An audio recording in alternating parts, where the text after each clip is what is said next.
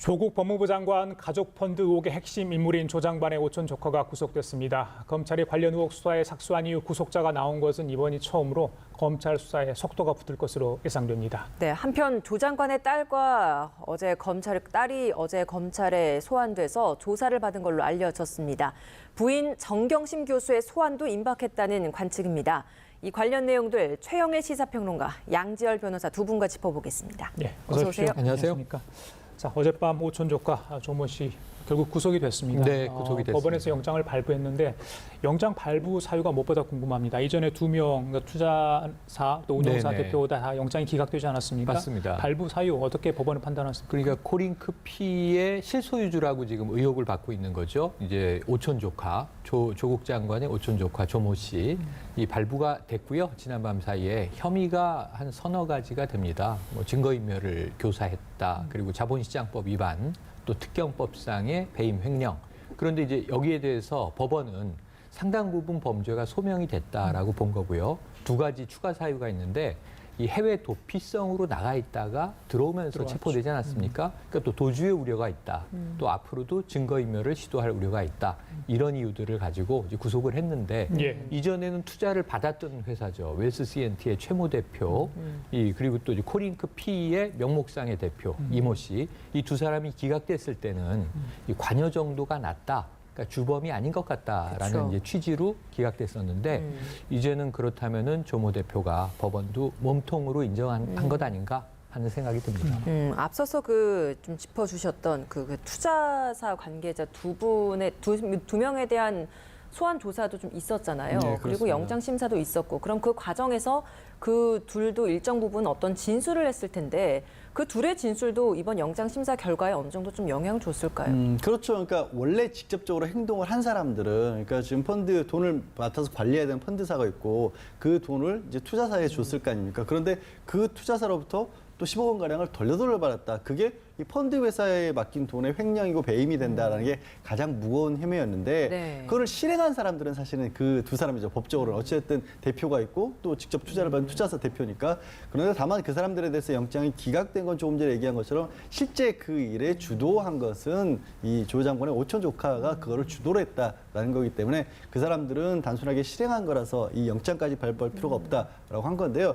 그런데 이 조국 장관과 둘러싼 큰 의혹에 있어서는 사실은 이 두 사람들 중에 특히 이제 투자를 받은 회사 웰스시엔트 대표 같은 경우 핵심 인물이기도 합니다. 뭐냐면 이 사람들이 횡령을 했다는 부분은 이 사람들의 범죄인 거고 그렇죠. 그러면 이 웰스시엔트에 지금 받고 있는 의혹 같은 경우가 이 업체가 이른바 뭐 가로등 전멸기 같은 광급공사들을 많이 수주한 게 아니냐. 그리고 혹시라도 그런 과정에 조국 장관이 당시 민정수석으로서의 어떤 영향력을 끼친 게 아니냐. 아니면 최소한 어떤 정보라도 빼냈던 게 아니냐라는 의혹을 받고 있지 않습니까? 예. 사실 이 사람들이 횡령으로 처벌을 받는 것보다 뭐 많은 국민들의 관심사는 이 사람들이 어떤 행동을 했느냐가 더 무겁기 때문에 이 실제 수사의 중심은 이제부터 사실은 시작이다. 그리고 그거는 지금 영장이 발부된 횡령의 문제가 아니라 과연 그 사람들이 이 사업을 어떻게 운영했느냐를 밝히기 위해서는 두 사람에 대한 조사가 추가 조사가 필요한 거죠. 예. 이제부터 시작이다 이렇게 말씀하셨고 우리 최 평론가께서는 앞서 몸통 이야기를 했습니다. 네. 그러니까 오촌 조카 조모 씨의 역할, 그러니까 주범으로 법원도 보고 있는 것 같아요. 네. 여러 가지 아까 혐의 3가지 있었는데 그 관련된 내용 한두 가지만 더 짚어보겠습니다. 사모펀드가 투자한 업체, 그러니까 웰스 C&T로부터 투자금 10억 원을 회수해서 임의로 사용한 혐의를 받고 있는데 이게 명동 사채시장에서 현금화 있잖아요.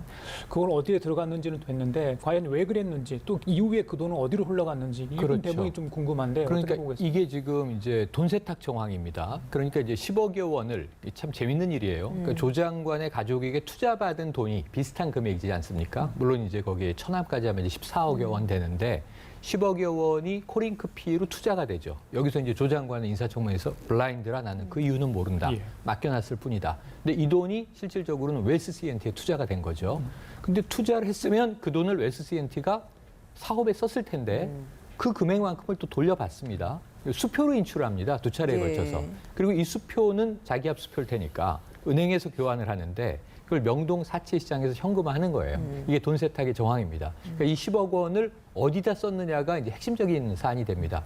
이게 지금 몇 가지의 경로가 나오는데 가능성으로 본다면 급박하게 해외에 도피를 해야 되는 상황이니까 본인이 들고 나가서 썼을 가능성도 있고요. 현금을. 이것이 이 코링크피의 1차 투자 업체 익성이라는 업체가 이제 급부상을 했는데 익성으로 돌아갔다라고 하는 또 이제 이야기가 있습니다. 그렇죠. 그러니까 이제 이러한 것들이 왜 이러한 복잡한 돈 거래의 순환 과정이 있었는가를 검찰이 바라보고 있는 것은 예. 결국은 코링크피를 핵심으로 놓고 여기서 이제 1호 투자가 이루어졌던 익성이라는 회사, 여기는 기술을 보유한 회사입니다. 자동차 부품 업체인데 2차 전지 개발 회사고요. 그리고 이제 이 사업을 연결시키려고 했던 코링크피의 또 다른 투자사, 이게 이제 WFM이라는 회사가 있고요. 그리고 이제 이 조국 사모펀드가 직접 투자된 웰스 CNT가 있고요. 이 세 개 회사를 엮어서 코스닥의 우회 상장을 시도하려고 했던 것 아니냐. 우회 상장을 하게 되고 주가를 조작하게 되면 결국은 이제 부풀려진 주가로 이제 이익을 얻게 되는 거죠. 그러니까 이러한 일련의 시나리오의 흐름이 아니겠느냐라는 추정이거든요. 그래서 이 수표로 인출이 돼서 현금화된 10억여 원의 돈의 이제 흐름, 돈의 용처 이런 것들이 굉장히 중요하게 등장이 된 상황입니다. 예. 익성이라는 회사가 이번 이렇게 그 현금화 10억이라는 돈의 현금화 그리고 그 회사로 흘러 들어갔다라는 것 때문에 또 새롭게 또 새로운 이름이 또 많이 거론이 되고 있는 회사인 것 같습니다. 회장이 조 씨가 그 소환 조사를 하면서 했던 진술이 지금 전해지고 네. 있으면서 이 익성 측으로 돈이 좀 흘러갔다라는 정황이 나오고 있는 건데 그렇다면 회장은 왜 이 돈을 현금으로 달라고 했던 것인가?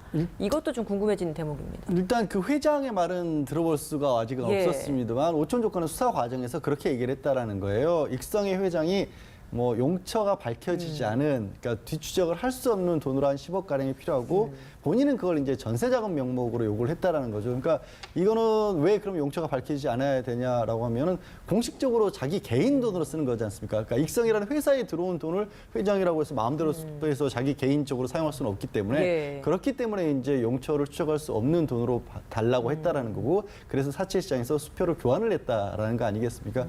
그런 말이 맞는다라고 한다면 이거는 사실 이제 그 오촌 조카가 그 본인이 사실상 실소유라고 하고 있는 코링크의 돈을 빼돌려서 그 목적이 어찌됐든 간에 횡령을 한 것이고요. 회장 같은 경우는, 그럼 익성의 회장 같은 경우는 그런 것들을 알면서도 이걸 받았다라도 하면 뭐 횡령에 있어서 일종의 공범 형태가 될 수도 여지는 있습니다만은 그 부분까지는 이제 아직 수사가 진척이 되지 않은 상황입니다. 그 오촌 조카와 웰스 CNT 최모 대표와 전화 통화, 그렇죠? 네네. 해외에서. 녹취록 네네. 그게 공개되지 않았습니까? 그 내용을 가지고도 여러 가지 논란이 좀 맞습니다. 있었는데 이후에 출국 전에 정경심 교수와 또 오촌 조카 간의 네네. 통화가 있었다 이런 얘기도 나오지 않았습니까? 맞습니다. 그러니까 자꾸 뭔가가 있었다는 이런 내용이 흘러나오다 보니까 그렇다면 오촌 조카가 과연 이걸 다 전부 주도를 했는지, 네. 그렇다면 오히려 역으로 이야기하면 정경심 교수가 피해자가 될 수 있는 부분도 있는지 이런 네네. 것에 좀 맞습니다. 궁금증이 생길 수밖에 그게 이제 지난밤 사이에 구속이 확정됐기 때문에 이 검찰의 수사가 탄력을 받게 됐는데요. 이제 이 오촌 조카가 어떤 이야기를 가지고 검찰의 수사에 응대하느냐에 따라서 그렇죠. 지금 이게 조국 장관의 일가 사모펀드에 투자한 거죠. 지금까지 확인된 것은. 근데 이 사모펀드가 복잡하게 쓰여진 정황이 이제 드러난 거고, 말씀하신 대로 오촌 조카가 출국 직전에는 정경심 교수와 수차례 통화가 있었다. 그럼 이게 이 지금 청문회 과정이다 보니까 굉장히 여러 가지 문제로 통화했을 가능성, 개연성들이 있습니다. 그러니까 그 내용은 우리가 확인할 수 없고요. 다만 해외, 처음에는 이게 6일 전 보도는 필리핀이라고 나왔어요. 그다음 베트남이라고 나왔는데 최종적으로는 괌에 있다가 들어온 것으로 확인됐습니다. 이거 상당히 돌아다녔을 가능성도 있고, 그 도피를 하는 과정에서 추적되지 않는 전화인 인터넷 전화를 가지고 나갔고, 웰스 CNT의 최모 대표와 주고받은 이야기의 일부 녹취가 이제 언론에 보도가 됐고, 당연히 검찰에 들어가 있을 겁니다. 더 풀 버전이 가 있을 가능성이 있죠. 그런데 이제 우리가 확인한 내용들은 어떤 거냐면, 익성이 등장해서는 안 된다. 이것은 이제 지금 아까 말씀드린 시나리오에 익성이 코어라는 걸 의미하는 거예요. 익성은 등장하면 안 된다. 돈의 용처를 다른 형태로 설명을 해야 된다. 배임 횡령을 또 감춰야 될 필요가 이제 있었던 것이죠. 그러면서 이제 이 조국 장관이 낙마할 수 있다. 그 여기서 중요하게 등장한 키워드가 이해 충돌이라는 대목이에요. 그렇죠. 이 누구와 누구의 이해 충돌이냐? 사실 업체 간의 이해 충돌보다는 조국 장관의 현재 상황, 고위공직자로서 위치를 언급한 게 아닌가 추정은 됩니다. 예. 그런데 문제는 이 녹취만 가지고는 조국 장관이 개입했는지, 조국 장관의 가족이 배우자를 포함해서 개입했는지 여부는 확인할 수가 없어서 이게 직접 증거가 되긴 어렵다. 다만 정황 증거 정도로 참고할 수는 있겠다인데, 이 오촌 조카의 진술에 따라서 조국 장관 가족은요, 지금 현재 상황에서 피해자가 될 수도 있어요. 친인척에게 10억여 원을 맡겼다가 이 돈이 건강한 투자처를 찾아서 운용된 것이 아니라 매우 좀 비밀스러운 또는 이제 위법적인 뭔가 코스닥 우회 상장 작업에 동원됐을 가능성이 있죠. 손실이 났을 가능성도 있습니다. 여기서 제가 제일 궁금한 대목은 왜 굳이 코링크 P의 투자사인 WFM에서 자문료 명목으로 그러니까요. 정경심 교수에게 200만 원씩을 7개월간 줬느냐. 이 1,400이 투자받은 10억에 비하면 큰 돈은 아니에요. 그런데 무엇을 위해서 이러한 알선을 했는가예요. 이게 조 씨가 알선했는지도 확인이 돼야 됩니다. 하지만 이제 조 씨가 매개했을 가능성이 매우 높죠. 정 교수가 뭐 알고 찾아갔거나 업체가 정 교수를 자문위원으로 위촉했을 가능성은 낮고 중간에 연결고리가 있을 텐데 이 대목이 궁금한 거예요. 왜냐하면 정 교수가 직접 노출되는 상황이거든요. 예. 이 복잡한 기업 간의 구조 내에. 그래서 이러한 것을 왜 했을까? 혹시 손실이 날 가능성에 대한 미안함으로 다른 형태의 보전을 시도한 것은 아닌가? 뭐 이런 추정도 가능은 합니다. 그런 경우에는 이제 조국 장관 가족이 투자했는데 투자 사기의 피해자가 될 가능성이 있는 거고요. 또 다른 진술에 따라서 지금 일부 나오고 있는 정황은 이 정 교수가 매출 회의에 참석했다. 이건 이상한 거예요. 영어 학자로서 영어 교재를 만드는 회사에 자문은 할 수 있는데 매출 회의에 참석했다는 게 사실이라면 이건 경영에 참여한 셈이 되는 거거든요. 그렇죠. 이런 경우에는 이제 피해자를 넘어서 공모자로 또 이제 기능했을 가능성이 있습니다. 그래서 지금 피해자냐 공모자냐 이 갈림길에 지금 조국 장관 가족들이 놓여 있고 이것은 전적으로 오촌 조카의 진술에 달려 있다. 이렇게 볼 수 있겠습니다. 예. 핵심 인물이라고 할 수 있는 오촌 조카 구속됐고 진술도 나오고 있고 여러 가지 정황들도 계속해서 좀 흘러나오고 있습니다. 앞으로 이 사모펀드와 관련된 수사가 좀 어떤 방향으로 흘러갈 거라고 좀 전망하십니까? 결국 이제 사모펀드 자체 이렇게 좀 누가 봐도 좀 의아스러울 방법으로 투자를 한 이유가 뭐냐. 그러니까 코링크라고 하는 사모펀드 회사 자체에 대해서도 투자가 어느 정도 이루어진 걸로 좀 보이지 않습니까? 천하미 그 지분도 굉장히 큰 배수를 가지고 매입을 하기도 했고요. 그 다음에 그러면 사모펀드를 통해서 결국 아까 말씀드린 것처럼 그렇게 모은 돈으로 뭔가 하려고 했느냐. 그게 더 중요하다는 거죠. 그러니까 지금 뭐 피해자가 될 수도 있다는 얘기가 나오는 것 자체가 순수하게 그 돈을 맡겨서 불리기만 하기로 원했다라면 그 돈이 엉뚱하게 쓰였을 수도 있기 때문에 직접적인 법적인 피해는 아니지만 간접적인 피해자가 될 수 있다는 얘기지만 그게 아니라 만약에 뭔가 좀 전에 얘기한 것처럼 뭐 코스닥이 우회 상장을 한다거나 아니면 처음에 얘기가 된 것처럼 광국공사와 관련된 사업들을 진행을 하면서 조국 민정수석에 특혜를 보려고 했다라면 그게 이제 오히려 더 중대한 범죄가 될 수 있다는 거죠. 법적 예. 처벌의 무게가 아니라 사안의 중대성을 바꿀 수 있는 건데 그런데 또 그렇게 보기로 시작을 하면 또 처음으로 코링크라는 회사 연관이 지어진 게 2015년, 16년경부터거든요. 그때는 사실 조국 교수 시절이었고 박근혜 정권 당시였기 때문에 민정수석이 되리라는 걸 얘기하고 또 그때 당시 그때 투자를 시작했다고 보기도 어려운 측면도 있어서 뭐 그런 부분들을 일일이 하나씩 다 짚어가서 과연 단순하게 사모펀드가 아니라 그 투자처가 어디였고 그 투자처에 어떤 식으로 조국 장관 내지는 조국 장관의 부인이 힘을 발휘하고 했느냐가 아마 초점이 맞춰질 겁니다. 예. 자, 오촌 조카가 구속이 되고 처남도 피의자 신분으로 조사를 받았고 그렇습니다. 딸도 어제 네네. 소환돼서 피고발인으로 예. 조사를 받았다고 하죠. 이거는 뭐 허위 스펙 관련해서 수사였을 맞습니다. 것 같아요. 예. 그러니까 이게 사모펀드 의혹이 지금은 좀 핵심이 돼 있습니다. 이게 제일 제가 보기에는 여러 가지 청문회 이전에 나왔던 시리즈로 나온 의혹 중에서 가장 핵심인데 그 외의 것 중에서 사실은 인사청문회가 끝나자마자 속보로 전해진 이 배우자인 정경심 교수가 기소됐다. 어떻게 소환도 한 번 안 하고 기소를 하느냐. 뭐 갑론을박이 벌어졌던 것은 사문서 위조거든요. 예. 이것은 제일 마지막에 터진 동양대 총장 명의의 표창장 문제인 예. 거예요. 그럼 이게 지금 10월 18일에 첫 공판이 시작됩니다. 검찰 입장에서는 공소유지를 하면서 유죄를 이끌어낼 수 있을 것인가. 사문서 위조는 지금 좀 묻힌 감이 있습니다. 그런데 이 문제는 그 청문회 과정에서 가장 크게 대두됐던 것은 다 딸 관련 문제이지 않습니까? 진학이라든가 고등학교 때 스펙 쌓기, 대학교 때 봉사활동 이런 것들인데 그와 관련해서 이제 딸이 조사를 이제 받은 것으로 보여지고요. 그렇다면 사실은 지금 사문서 위조 혐의의 피의자로 정경심 교수를 소환하는 게 검찰 입장에선 가장 순서상 급선무인데 이미 피의자가 아니라 피고인으로 넘어갔기 때문에 그러니까요. 이건 정 교수가 소환에 응할 법적 의무가 없습니다. 재판정에서 다투는 거죠, 검찰과. 그렇죠. 예. 그래서 그런 상황이 되다 보니까 다른 혐의들, 지금 사모펀드 관련해서 하드디스크가 압수됐다 이런 얘기들, 또 이제 한국투자 그 직원인 이 PB 프라이빗 뱅커의 이제 진술들이 있지 않습니까? 이와 관련해서 아마 조만간 이 오촌 조카에 대한 집중 조사 이후에 정경심 교수의 소환이 임박했다 이렇게 나오고 있는 상황이고요. 또 한 가지는 무엇보다 그러면 배우자가 개입한 정황이 밝혀진다면 조국 장관은 고위공직자로서 어떻게 될 것이냐? 그 조국 장관은 몰랐을 수도 있고 또 알았을 수도 있잖아요. 부부간의 관계에서도 자산 관리는 모두 다 아내가 했다라는 게 인사청문회에서 이제 증언이었기 때문에 그렇다면 여기에서도 또 다시 또 한 번 조국 장관의 이제 알고 모름에 대한 문제가 크게 예. 부각될 것으로 보여집니다. 예.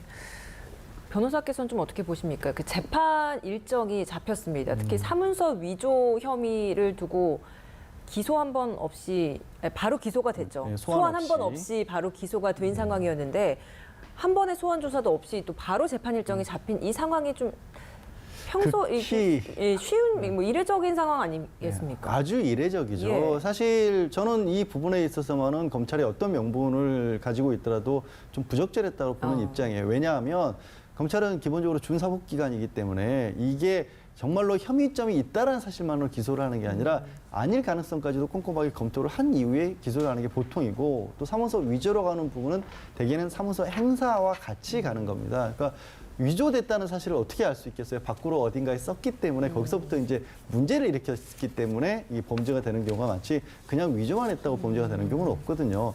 없다기보다 그걸 자체를 이제 찾을 수 있는 방법은 없지 않습니까? 그런데 그거를 이제 검찰이 일단 기소를 했기 때문에 좀 전에 최영일 평론가가 얘기했처럼 사문서 위조에 대해서는 다시 소환을 못 해요. 다만 가능성이 남아있는 부분은 여전히 있죠. 그게 행사된 시점에서 사문서 행사가 있고 그게 행사된 게 또 부산대학교 의학전문대학원에 입시할 때 행사가 됐다라면 그게 공무집행 방해, 거기는 이제 국립대학이지 않습니까? 그런 어떤 여지가 있기 때문에 그 명목으로 소환 조사는 가능은 해요. 그래서 여전히 시간이 뭐 다음 달 18일 상당히 있기 때문에 추가 소환을 해서 아마도 그 부분을 보강을 하지 않을까 하는 생각도 들고 일단 18일 재판 같은 경우는 공판 준비 기일입니다. 그러니까 네. 정식 재판이 열리기 전에 양쪽 입장, 검찰은 어떤 입장이고 피고인은 어떤 입장이냐, 재판에서 앞으로 어떤 것들을 다투겠느냐라는 것을 법원이 들어보고 야, 이 정도 얘기를 더 들어보고 재판을 하려면 어느 정도 기한이 잡히겠다, 또 몇 명에 대해서 증인신문이 필요하겠다, 이거를 정리하는 날짜이기도 하고요. 이례적으로 사실 사문서 위조는 이제 단독 재판, 판사 한 사람이 재판하는 범죄 자체는 없고 무겁지 않은 범죄인데 예. 이번에 이제 법원에서 합의부로 바꿨어요. 그러니까 사회적 파장도 굉장히 클 뿐더러 예. 통상의 사문서 위조와는 좀 다른 부분들이 여러 가지 있거든요. 대개 문서를 위조하는 거는 예를 들어서 무슨 영수증, 차용증 이런 걸 인쇄해서 그걸 위조하고 내밀면 돈을 받을 수 있지 않습니까? 그런데 표창장이라고 하는 부분을 이렇게 어떤 권리나 의무가 있는 문서로 볼 것이냐부터가 좀 다툼의 여지가 많거든요. 그래서 그런 것들까지 종합적으로 고려하겠다라는 취지에서 합의부 재판으로 넘긴 거죠. 예.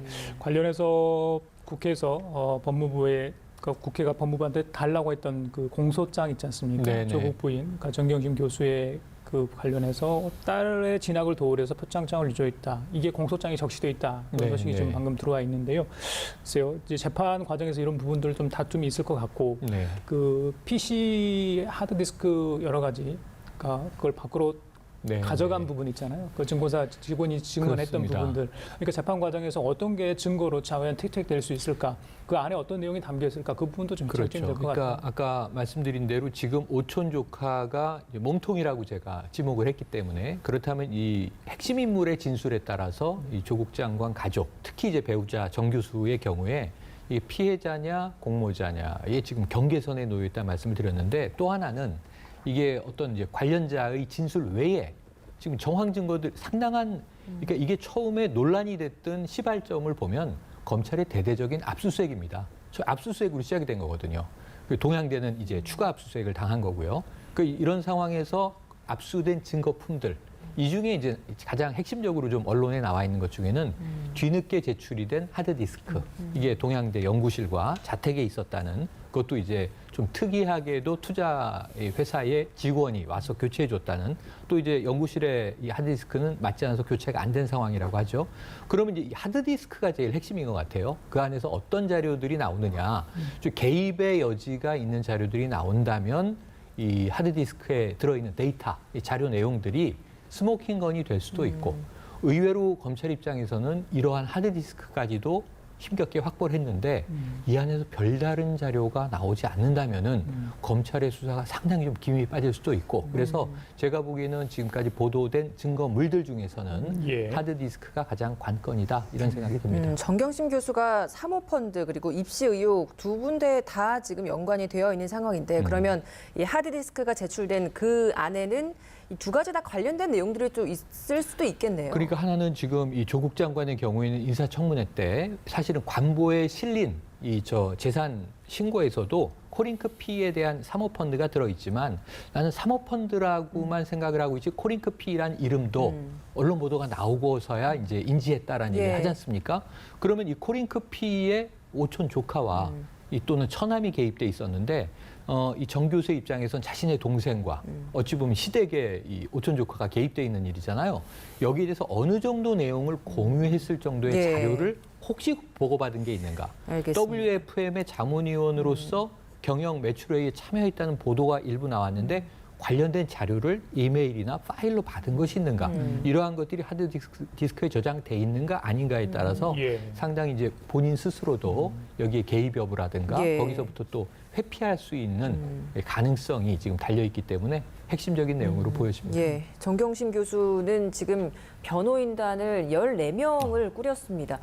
이 정도면 굉장히 큰 규모 아닙니까? 어떤 뭐 변호인단 좀 면면을 봐도 어떻게 좀 대응을 하겠다라는 걸 좀 볼 수 있을 것 같거든요. 이제 아까 말씀하신 대로 크게 봤을 때 입시와 관련된 부분이 있고 그 다음에 이제 사모펀드와 관련된 부분이 있는데 이게 저희 이제 형사 변호를 전문으로 하는 분들 같은 경우도 영역이 조금씩 나눠요. 예. 그러니까 14명이 한꺼번에 이 모든 일을 같이 하는 게 아니라 예. 이 기소 내지는 의혹받고 있는 부분들이 지금 종류가 몇 가지가 있다 보니까 그 종류별로 한 군데씩을 법인을 선임을 한다고 한다면 또 대형 법인 같은 경우에는 한 사람을 선임하면 그 이제 파트너급이라고 하는 한 사람이 있고 그 밑에 그분을 보조하는 변호사들이 예. 3~4명씩이 붙거든요. 그래서 2~3군데 선임을 해도 14명이라는 숫자상으로는 그렇게 표시가 되는 경우가 되는 거죠. 그래요. 시간이 많지 않은데 짧게 이건 네. 평론가 여쭤볼게요. 박근혜 전 대통령 어제 구치소에서 나와서 병원에 입원했습니다. 맞습니다. 좌측 어깨 이게 50견인 것 같아요. 고통이 네네네. 심해서 법무부에서 수술을 하고 네. 3개월 동안 입원 치료를 좀 해야 되겠다 이렇게 판단을 한 것 같습니다.